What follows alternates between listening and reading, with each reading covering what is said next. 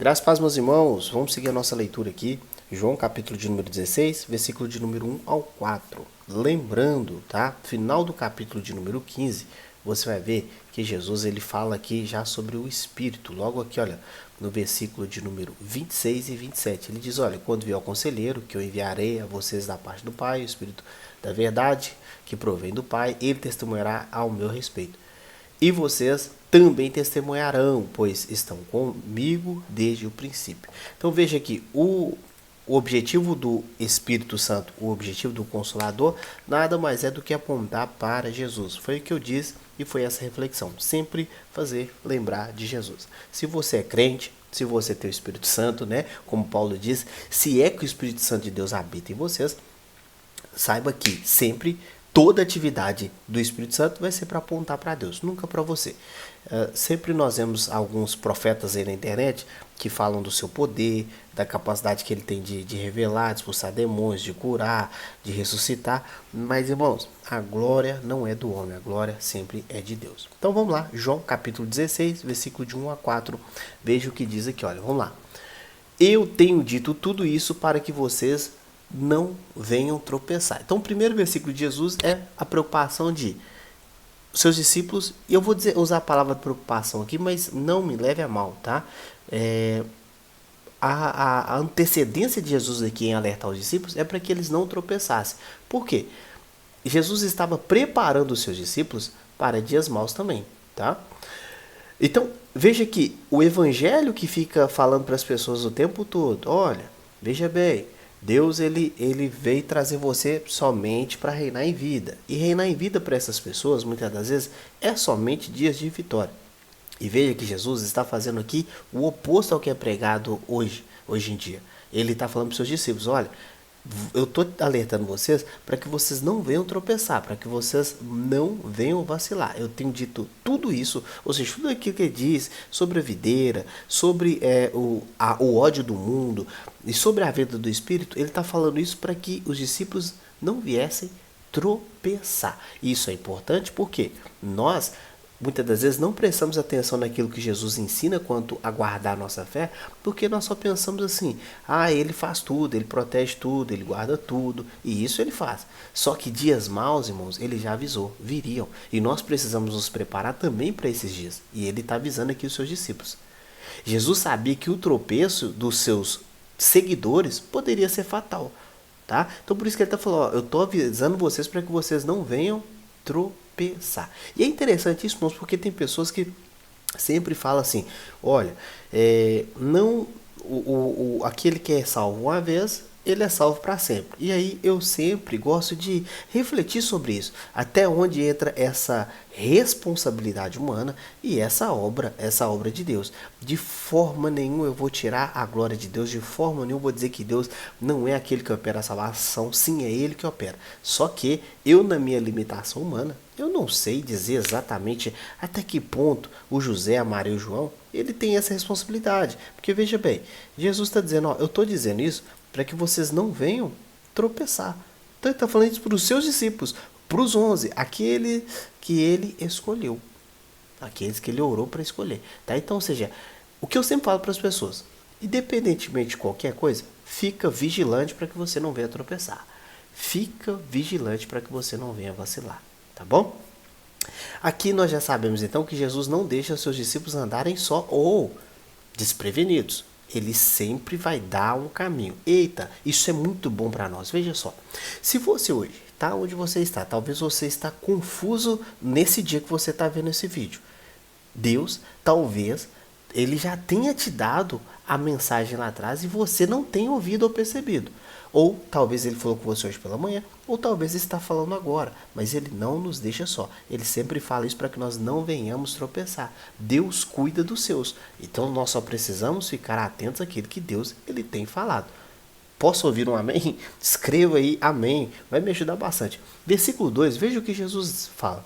Vocês serão expulsos das sinagogas. De fato, virá tempos quando quem os matar pensará que está prestando culto a Deus. Então ele está falando, olha, o que vai acontecer? Os religiosos vai chegar um tempo que vai expulsar vocês daqui do meio da sinagoga. Lembra de tudo aquilo que a gente já falou desde o começo?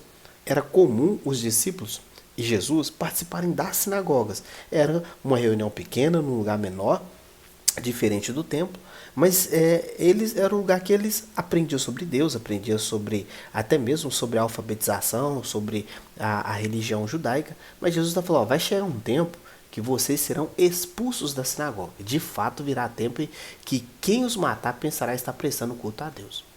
Então Jesus, o que ele está fazendo aqui? Olha, ele está predizendo tempos difíceis e não tempos fáceis. Ele está dizendo, olha, vocês largaram casa, largaram o trabalho, largaram profissão, carreira, e eu vou dizer para vocês, vai chegar tempos difíceis ainda. Você consegue perceber isso? Outra coisa que Jesus fala aqui, ele está falando, vocês vão passar a exposição pública, vocês vão ser expulsos da sinagoga, ou seja, a sinagoga era um lugar que tinha mais de uma pessoa, então vocês serão expulsos da sinagoga, vocês sofrerão danos físicos e morais. Vocês serão humilhados. Ah, Deus, mas eu não aceito humilhação. Tá vendo que Jesus ele fala sobre isso, irmãos? E nós, como cristãos, nós temos que ter ciência de que Jesus ele já ensinou sobre isso. Ele falou o quê? Ó, eu tô falando isso antes para que vocês não venham tropeçar. Escreva aí para mim. Escreva isso para mim. Jesus disse para que nós não venhamos tropeçar. Ele já disse isso. Então ele fala de danos físicos e danos morais, de humilhação pública para os seus discípulos. Então, não se apegue muito, irmãos, a esses evangelhos de é só vitória, vai dar tudo certo, você tem que reinar em vida. Irmãos, reinar em vida significa outra coisa, tá? Não é simplesmente que vai dar tudo certo. Deixa eu te dizer uma coisa. Às vezes você pensa assim, olha, obviamente Jesus está falando no contexto da época dele, mas você, às vezes está tudo certo com você, está tudo bem, e aí quem vem a ser aquela pedra no sapato, talvez é o caminhar do seu filho. Quem vem ser a pedra no sapato, talvez seja o caminhar da sua filha, do seu marido, da sua mãe.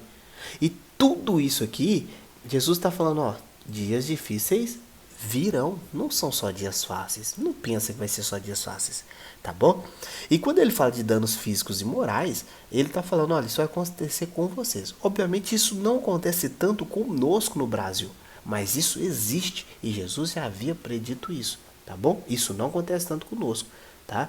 E Paulo fala o seguinte, continue orando para que vocês tenham dias de paz, tá bom? Para que vocês continuem prosseguindo.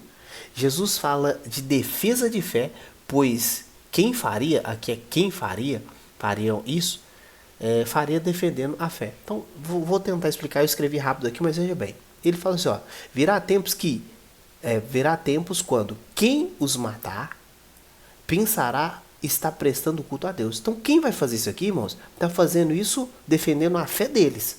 Concorda comigo? Se você não concorda, diz, ó, discordo. Mas veja, ele está falando, ó, quem vai fazer isso cheio de fé, cheio de certeza que está prestando culto a Deus. E aqui, então, Jesus está falando, ó, nós precisamos, assim como eles, defender a nossa fé do lado de cá. Se eles falam que vai nos matar, nós vamos falar, eu estou disposto a morrer. Vou defender minha fé até o fim. Mas isso também mostra outro lado, irmãos, que é o seguinte, o quanto que o cristão precisa estar preparado para defender a sua fé. Porque veja, quem faz o mal, faz acreditando que está agradando a Deus. E nós que cremos em Jesus, nós precisamos viver e morrer por Jesus. Paulo disse o quê? Já estou crucificado com Cristo, agora não vivo mais eu, mas Cristo vive em mim. Certo? Então, ou seja, a nossa fé precisa estar no Filho de Deus, aquele que nos amou. E, ou seja, veja que tem pessoas dispostas a matar por Deus, tá?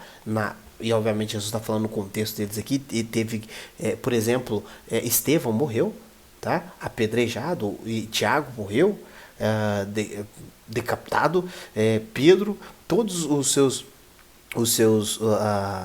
seus concidadãos ali, os discípulos de Jesus, eles morreram de forma brutal, exceto João, que morreu de velhice.